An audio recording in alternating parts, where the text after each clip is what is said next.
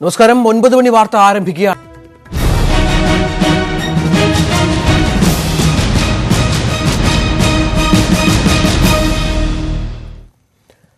ശബരിമല സ്ത്രീ പ്രവേശന വിഷയത്തിൽ ഇന്ന് നിർണായക ദിനം. വിധിയുമായി ബന്ധപ്പെട്ട 65 ഹർജികൾ ഇന്ന് സുപ്രീം കോടതി പരിഗണിക്കും. 5-അംഗ ഭരണഘടനാ ബെഞ്ച് 10:30-ക്കാണ് കേസെടുക്കുക. പുനഃപരിശോധനാ ഹർജികളും സാവകാശ ഹർജിയും റിട്ടു ഹർജികളും ഇന്ന് പരിഗണിക്കുന്നുണ്ട്. അതേസമയം NSSന്റെ പുനഃപരിശോധനാ ഹർജിക്കെതിരെ ജനാധിപത്യ മഹിളാ അസോസിയേഷൻ സുപ്രീം കോടതിയെ സമീപിച്ചു. തന്ത്രിക്ക് എതിരായ കോടതിയലക്ഷ്യ ഹർജി ഇന്ന് പരിഗണിക്കാൻ ഉൾപ്പെടുത്തിയിട്ടില്ല. കേസിന്റെ പശ്ചാത്തലത്തിൽ നിർണായക ദേവസ്വം ബോർഡ് യോഗം ചേരും. തെരഞ്ഞെടുപ്പ് പടിവാതിക്കൽ എത്തി നിൽക്കെ വരുന്ന സുപ്രീം കോടതി തീരുമാനത്തെ സർക്കാരും രാഷ്ട്രീയ പാർട്ടികളും അതീവ ഗൌരവമായാണ് കാണുന്നത്. ഡൽഹിയിൽ നിന്ന് M. ഉണ്ണികൃഷ്ണൻ, തിരുവനന്തപുരത്ത് നിന്ന് R. കിരൺ ബാബു, പന്തളത്ത് നിന്ന് ശ്യാം ദേവരാജ് എന്നിവർ ചേരുന്നു. ആദ്യം ഉണ്ണിയിലേക്ക് പോയാൽ, ഉണ്ണി, വളരെ പ്രധാനപ്പെട്ട ഒരു ദിവസം ശബരിമലയെ സംബന്ധിച്ചിടത്തോളം. കേരളം കാത്തിരിക്കുന്നു, രാജ്യമൊട്ടാകെയുള്ള അയ്യപ്പഭക്തർ കാത്തിരിക്കുന്നു. എന്തൊക്കെ പ്രതീക്ഷിക്കാം കോടതിയുടെ ഭാഗത്ത് നിന്ന്? ഏതൊക്കെ രീതിയിലാണ് ഈ ഹർജികളടക്കം പരിഗണിക്കുക?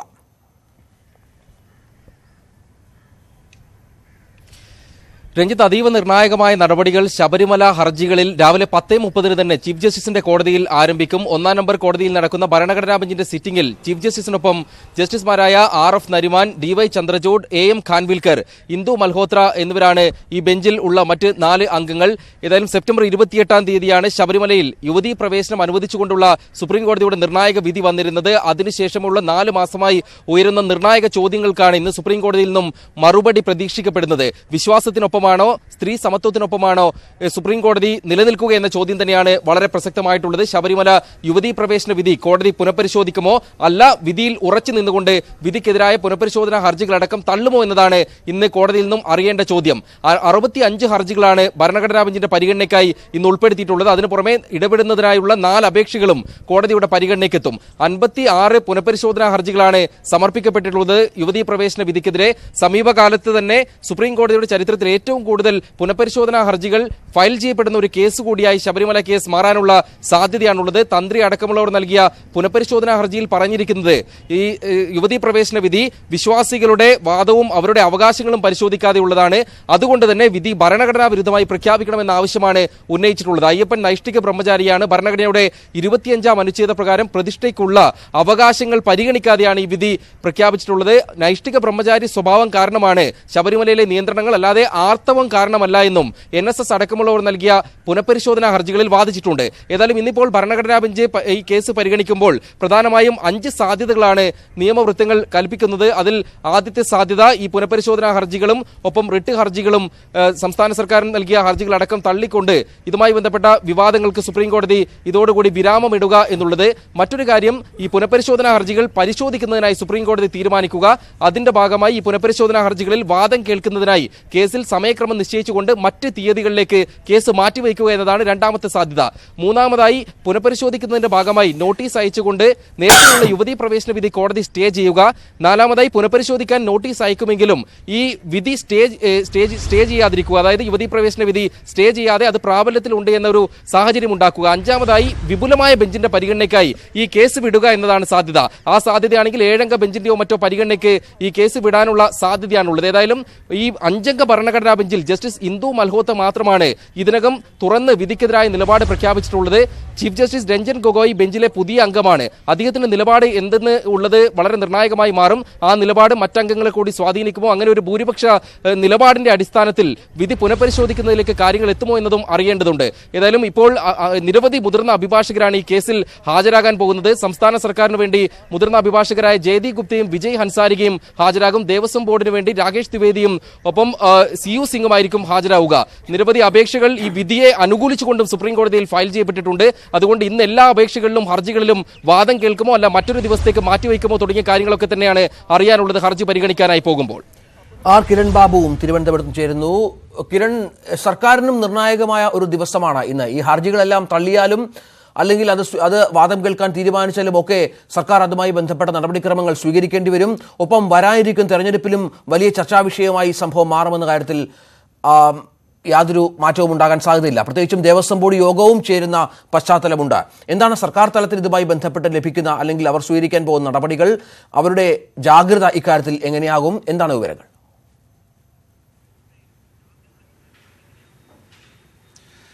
രഞ്ജിത്ത്, ഒരു ആരാധനാലയവുമായി ബന്ധപ്പെട്ട വിഷയം കേരള രാഷ്ട്രീയത്തെ ഇത്രത്തോളം സ്വാധീനിച്ച മറ്റൊരു സംഭവം ഇതിനു മുമ്പ് ഉണ്ടായിട്ടില്ല.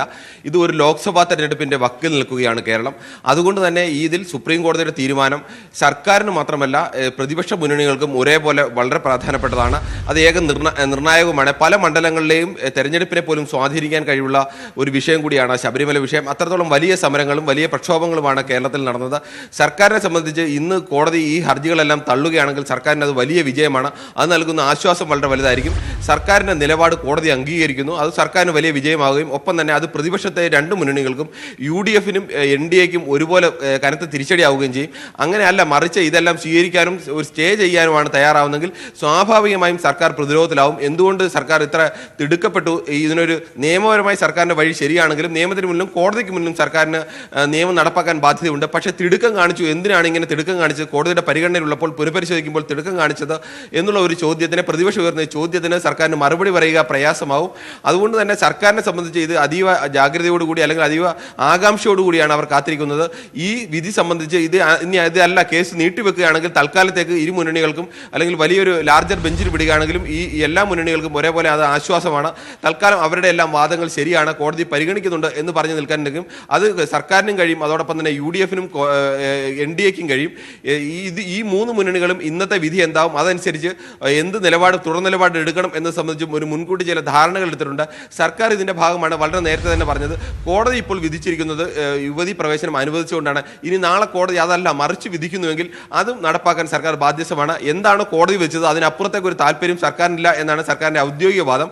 ഇത് സർക്കാർ ഈ കോടതിയുടെ ഭാഗത്തു നിന്നുള്ള ഏത് നീക്കവും വന്നാൽ സർക്കാരിന് അപകടരഹിതമായി മുന്നോട്ട് പോകണം, അല്ലെങ്കിൽ സർക്കാരിന് പറഞ്ഞു നിൽക്കാൻ കഴിയണം എന്ന് കണക്കാക്കി തന്നെയാണ് സർക്കാർ ഇത്തരമൊരു നിലപാട്, സർക്കാരും പ്രധാനമായും CPM-ഉം ഇത്തരമൊരു നിലപാട് സ്വീകരിച്ചിരിക്കുന്നത്.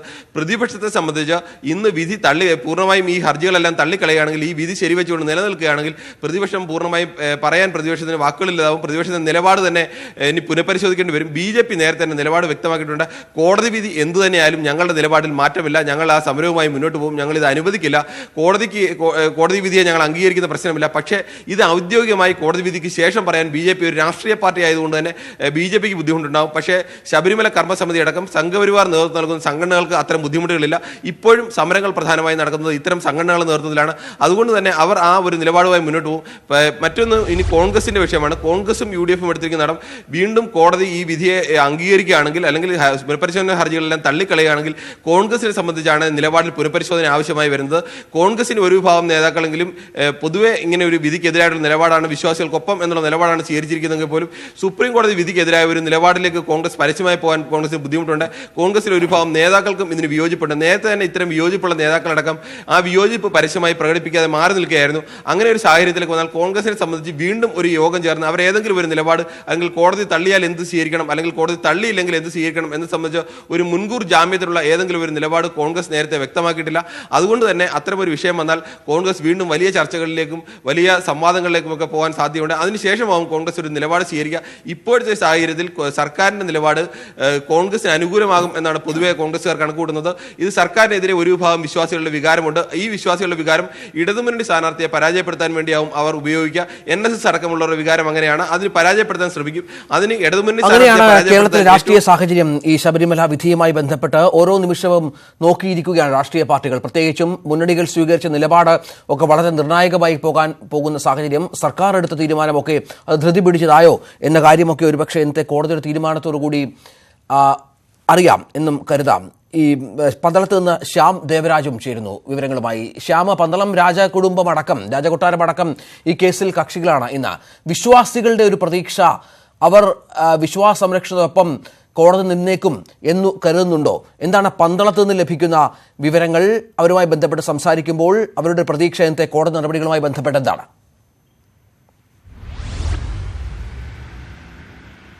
പൂർണ്ണമായും കോടതിയുടെ നിലപാട് അവർ ആഗ്രഹിക്കുന്ന രീതിയിലേക്ക് വരും എന്നാണ് പന്തളം രാജകുടുംബവും ഒപ്പം ഇതുമായി ബന്ധപ്പെട്ട പന്തളത്തെ അയ്യപ്പ ഭക്തരും വിശ്വാസികളും ശബരിമല കർമ്മസമിതിയും ഒക്കെ കരുതുന്നത്. ഇന്ന് കോടതി എന്ത് നിലപാട് സ്വീകരിക്കുമെന്നത് ഈ പന്തളംകാരും പ്രത്യേകിച്ച് പന്തളം രാജകുടുംബം അടക്കം അതിൽ കക്ഷികളായിട്ടുള്ള എല്ലാവരും ശബരിമല കർമ്മസമിതിയും ഒക്കെ ആകാംക്ഷയോടുകൂടി തന്നെയാണ് കാത്തിരിക്കുകയും ചെയ്യുന്നത്. ഇതിൽ എന്തായാലും ശരി, വിധി എന്തായാലും അല്ലെങ്കിൽ കോടതിയുടെ നിലപാട് എന്തായാലും ശരി, അവിടെ സ്ത്രീ പ്രവേശനവുമായി ബന്ധപ്പെട്ട ആചാര ലംഘനം അനുവദിക്കരുത് എന്നാണ് ഇവരുടെ എല്ലാം നിലപാടും. പ്രത്യേകിച്ചും നമുക്കറിയാം സെപ്റ്റംബർ 28-ന് ശബരിമല സ്ത്രീപ്രവേശന വിധി വന്നതിന് ശേഷം എല്ലാ സമരങ്ങളുടെയും കേന്ദ്രം, പ്രതിഷേധങ്ങളുടെയും ഒക്കെ കേന്ദ്രം പന്തളമായിരുന്നു. പ്രത്യേകിച്ചും വളരെ വലിയൊരു നാമജപ പ്രതിഷേധം ഒക്കെ അരങ്ങേറിയ ഒരു പ്രദേശമാണ് പന്തളത്ത് നിന്നാണ് എല്ലാ പ്രതിഷേധങ്ങളുടെയും തുടക്കവും. സംസ്ഥാനം മുഴുവൻ വ്യാപിച്ച അല്ലെങ്കിൽ അത്തരം പ്രതിഷേധങ്ങളുടെ ഒക്കെ തുടക്കം ഇവിടെയാണ്. പന്തളം വലിയ ഒഴിക്കൽ കൊട്ടാരവുമായി ബന്ധപ്പെട്ടിട്ടാണ് അത്തരം ഒരു പ്രതിഷേധത്തിൻ്റെ എല്ലാം ഉറവിടവും ഇവരുടെ എല്ലാം ഏകോപനം. പ്രത്യേകിച്ചും ഇക്കാര്യത്തിൽ നിലപാടെടുത്തിട്ടുള്ള വിവിധ സംഘടനകളുണ്ട്. ശബരിമല കർമ്മസമിതിയുണ്ട്, RSS ഉണ്ട്, NSS ഉണ്ട്, ഒപ്പം തന്ത്രി കുടുംബമുണ്ട്. ഇത്തരം എല്ലാ സംഘടനകളുടെയും ഒരു കേന്ദ്രവും ഏകോപന കേന്ദ്രവും പന്തളം രാജകുടുംബമാണ്. അതുകൊണ്ട് തന്നെ ഇന്ന് കോടതിയിൽ നടക്കുന്ന നടപടിക്രമങ്ങൾ എന്താകും എന്നതിന് ശേഷം അതിൻ്റെ വിശദാംശങ്ങൾ പുറത്തു വരുന്നതിന് പിന്നാലെയായിരിക്കും പന്തളം രാജകുടുംബത്തിൻ്റെ അവരുടെ ഒരു നിലപാട്, അവരുടെ ഒരു അഭിപ്രായം എന്ത് എന്ന കാര്യം പുറത്തേക്ക് വരിക. എന്തായാലും നമ്മൾ അതിനുവേണ്ടി കാത്തിരിക്കുകയാണ്. ശബരിമലയിലെ സ്ത്രീപ്രവേശനവുമായി ബന്ധപ്പെട്ട ഇന്ന് കോടതി പരിഗണിക്കുന്ന ഹർജികളിൽ പന്തളം രാജകുടുംബവും കക്ഷിയാണ്. അതുകൊണ്ട് തന്നെ അവരുടെ നിലപാട് ഇന്ന് സുപ്രീം കോടതിയിൽ അറിയിക്കുമ്പോൾ കോടതി എന്ത് നിലപാട് സ്വീകരിക്കുന്നു? കാരണം കോടതി ഈ പുനഃപരിശോധനാ ഹർജികളൊക്കെ വരുമ്പോഴും ഒക്കെ സ്വീകരിച്ച ചില നിലപാടുകളുണ്ട്. കാരണം മുൻ വിധിയിൽ നിന്നും സെപ്റ്റംബർ 28-ലെ വിധിയിൽ നിന്നും ഏതെങ്കിലും രീതിയിൽ പിന്നോക്കം പോകാൻ ഉണ്ണിക്കൊപ്പം പ്രയാർ ഗോപാലകൃഷ്ണൻ കോൺഗ്രസ് നേതാവുമുണ്ട്. ഈ സ്ത്രീ പ്രവേശനവുമായി ബന്ധപ്പെട്ട് ആ കോടതി വിധി അതുമായി ബന്ധപ്പെട്ട് ഒരുപാട് പ്രതികരിക്കുകയും വിശ്വാസികൾക്കൊപ്പം നിൽക്കുമെന്ന് പറയുകയും ചെയ്ത ഒരാൾ കൂടിയാണ് മുൻ ദേവസ്വം ബോർഡ് പ്രസിഡന്റ് കൂടിയായ പ്രയാർ ഗോപാലകൃഷ്ണൻ. ഉണ്ണി പ്രയാറുമായി സംസാരിക്കാം. രഞ്ജിത്ത്, അതായത് ഇപ്പോൾ സുപ്രീം കോടതി കേസ് പരിഗണിക്കുന്നതിന് ഇനിയിപ്പോൾ ഒരു 10:30 ഏതാണ്ട് ഒരു മണിക്കൂറിലധികം മാത്രമാണ് അവശേഷിക്കുന്നത്. ഈ ഒരു സാഹചര്യത്തിൽ അഭിഭാഷകരും ഈ കേസിൽ പുനഃപരിശോധനാ ഹർജി നൽകിയവരും ഒക്കെ സുപ്രീം കോടതിയിലേക്ക് എത്തിക്കൊണ്ടിരിക്കുകയാണ്. ഇപ്പോൾ തിരുവിതാംകൂർ ദേവസ്വം ബോർഡിന്റെ മുൻ പ്രസിഡന്റും സുപ്രീം കോടതിയിൽ ഹർജി നൽകിയിരിക്കുന്ന വ്യക്തിയുമായ പ്രയാർ ഇപ്പോൾ നമ്മോടൊപ്പം ചേരുന്നുണ്ട്. ശ്രീ പ്രയാർ, ഏത് രീതിയിലാണ് ഇന്നത്തെ കോടതി നടപടിയിൽ പ്രതീക്ഷിക്കുന്നത്? വളരെ നാളുകൾ, ഏതാണ്ട് 4 മാസത്തോളമായി ഈ വിധി വന്നിട്ട്. അതിനുശേഷം ഉയരുന്ന പ്രധാന ചോദ്യമാണ് ഈ വിധി പുനഃപരിശോധിക്കുമോ, മാറ്റമുണ്ടാകുമോ എന്ന കാര്യം. അക്കാര്യത്തിൽ കോടതിയിൽ നിന്നും ഒരു തീരുമാനം പ്രതീക്ഷിക്കുന്നുണ്ടോ? ശബരിമലയെ നശിപ്പിക്കുക എന്ന അസുര ചിന്താഗതിയുമായി നീങ്ങിയവർക്ക് ആ നീക്കത്തിന് വിരാമമിടുവാൻ സമയമായി എന്നതാണ് കഴിഞ്ഞ ദിവസം നിയമസഭയിൽ ശ്രീ കടകംപള്ളി സുരേന്ദ്രൻ്റെ വിശദീകരണം തന്നെ. തീർച്ചയായും ഒരു രാഷ്ട്രീയ പാർട്ടി എന്ന നിലയിൽ പുനഃപരിശോധനാ ഹർജി കൊടുത്ത ഈ കേസുമായി ദേവസ്വം ബോർഡ് പ്രസിഡന്റായിരുന്നപ്പോൾ ശബരിമലയിലെ യുവതീ പ്രവേശനത്തിന് എതിരായുള്ള നീക്കങ്ങൾക്ക് തുടക്കം കുറിച്ച, നാമജപ യജ്ഞങ്ങൾക്ക് തുടക്കം കുറിച്ച ഒരു അയ്യപ്പ ഭക്തൻ എന്ന നിലയിൽ, ഒരു മുൻ ദേവസ്വം ബോർഡ് പ്രസിഡന്റ് എന്ന നിലയിൽ തികഞ്ഞ പ്രതീക്ഷയോടും പ്രാർത്ഥനയോടും കൂടിയാണ് ഇന്നത്തെ പുനഃപരിശോധനാ ഹർജി എടുക്കുമ്പോൾ ഞാൻ കഴിഞ്ഞ ദിവസം തന്നെ ഡൽഹിയിലെത്തിയത് ഈ പ്രതീക്ഷയോടും പ്രാർത്ഥനയോടും കൂടി തന്നെയാണ്.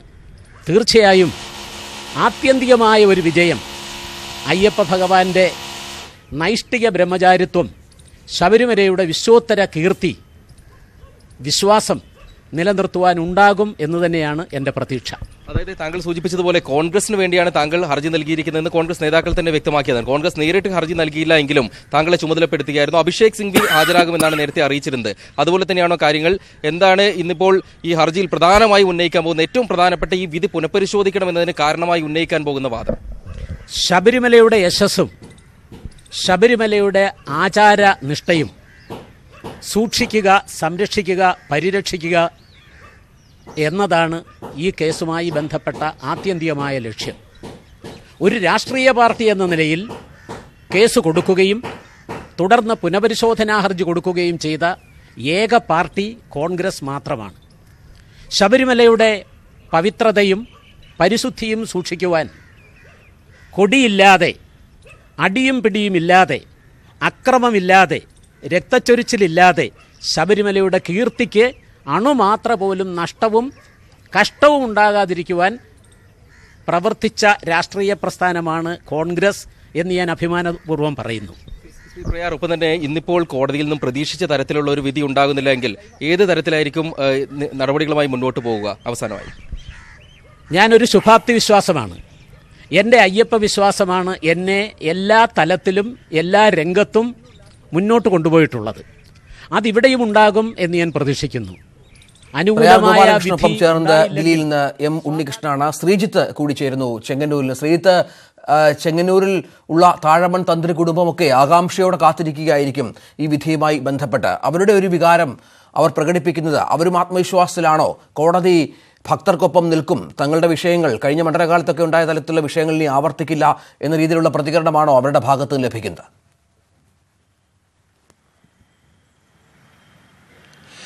തീർച്ചയായും അവർ തികഞ്ഞ ആത്മവിശ്വാസത്തിൽ തന്നെയാണ് രഞ്ജിത്ത്. കാരണം കഴിഞ്ഞ മാസങ്ങളിൽ ഉണ്ടായ സംഭവവികാസങ്ങൾ കോടതിക്ക് കാണാതിരിക്കാനാകില്ല എന്നാണ് താഴമൺ തന്ത്രി കുടുംബവും പ്രതികരിക്കുന്നത്.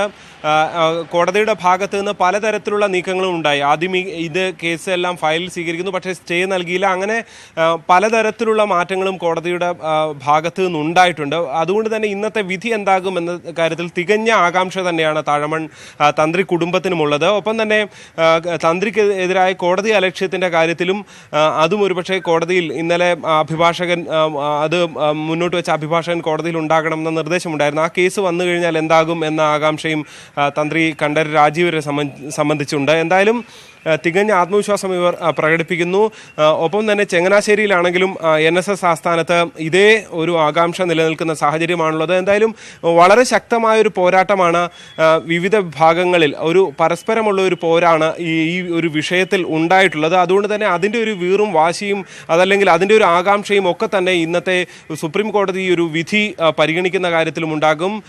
NSSൻ്റെ നിർദ്ദേശം അനുസരിച്ച് ഭക്തരെല്ലാവരും ഇന്ന് വിശ്വാസികൾ രാവിലെ ക്ഷേത്രത്തിൽ പോയി പ്രത്യേക വഴിപാടുകൾ കഴിക്കണം എന്ന നിർദ്ദേശവും നൽകിയിട്ടുണ്ടായിരുന്നു. എന്തായാലും വിശ്വാസത്തിൻ്റെ പാതയിൽ കൂടി അവർ ഇതിനെ പ്രതീക്ഷിക്കുകയാണ്.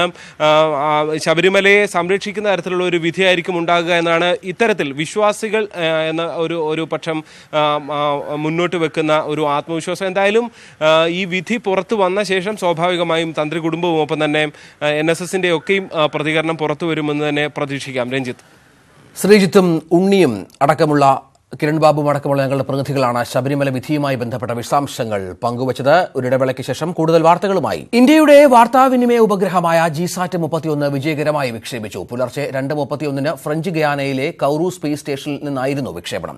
യൂറോപ്യൻ സ്പേസ് ഏജൻസിയുടെ ഏരിയൻ 5 റോക്കറ്റാണ് ജിസാറ്റ് 31 ഭ്രമണപഥത്തിൽ എത്തിക്കുക. ISROയുടെ 40ാമത്തെ വാർത്താവിനിമയ ഉപഗ്രഹമാണ് ജിസാറ്റ് 31. ആഴക്കടലിൽ വാർത്താവിനിമയ സൗകര്യമൊരുക്കുകയാണ് ജിസാറ്റിന്റെ പ്രധാന ദൗത്യം.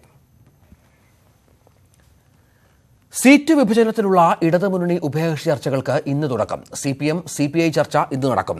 മറ്റു ഘടകകക്ഷികളുമായും ഉടൻ ചർച്ചയുണ്ടാകും. ഉഭയകക്ഷി ചർച്ചകളോടെ സീറ്റ് വിഭജന ചർച്ചകളിലേക്ക് ഇടതുമുന്നണി ഔദ്യോഗികമായി കടക്കും. CPM-ഉം CPI-യും തമ്മിലുള്ള ചർച്ചയാണ് നിർണായകം. ഈ ചർച്ചയിൽ തന്നെ സീറ്റ് വിഭജനത്തിൽ ഏകദേശ ധാരണയാകും. കഴിഞ്ഞ തവണ CPI മത്സരിച്ചത് 4 സീറ്റുകളിൽ. ഇവിടങ്ങളിൽ CPI തുടരുമെന്ന് നേതൃത്വം വ്യക്തമാക്കി കഴിഞ്ഞു. കൊല്ലം, തിരുവനന്തപുരം സീറ്റുകൾ വെച്ചുമാറണമെന്ന ആഗ്രഹം CPI-ക്കുണ്ട്. എന്നാൽ CPM ഇതിനു തയ്യാറായേക്കില്ല. പൊതുസ്വതന്ത്രർ ഉൾപ്പെടെ 15 സീറ്റുകളാണ് CPM-നുള്ളത്.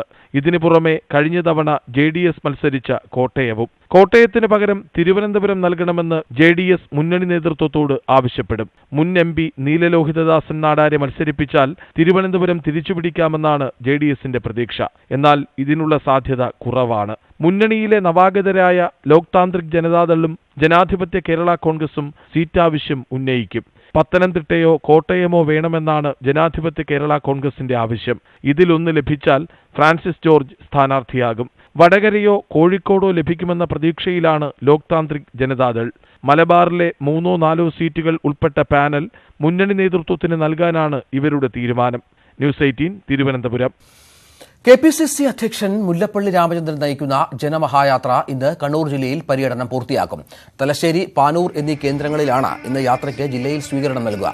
ഉച്ചയ്ക്ക് യാത്ര വയനാട് ജില്ലയിൽ പ്രവേശിക്കും. യാത്ര നാളെ കോഴിക്കോട് ജില്ലയിലേക്ക് കടക്കും.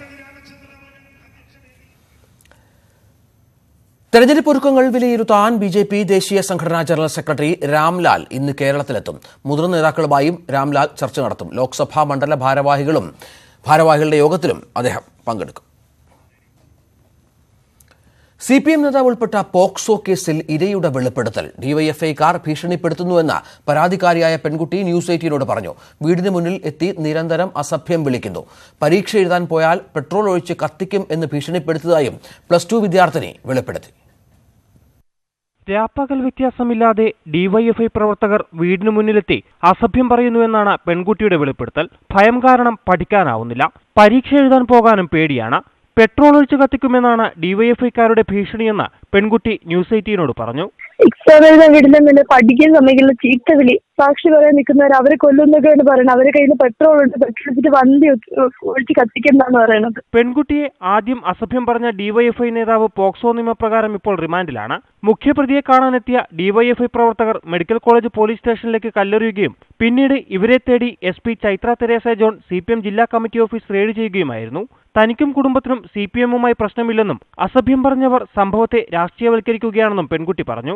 ന്യൂസ് 18 തിരുവനന്തപുരം.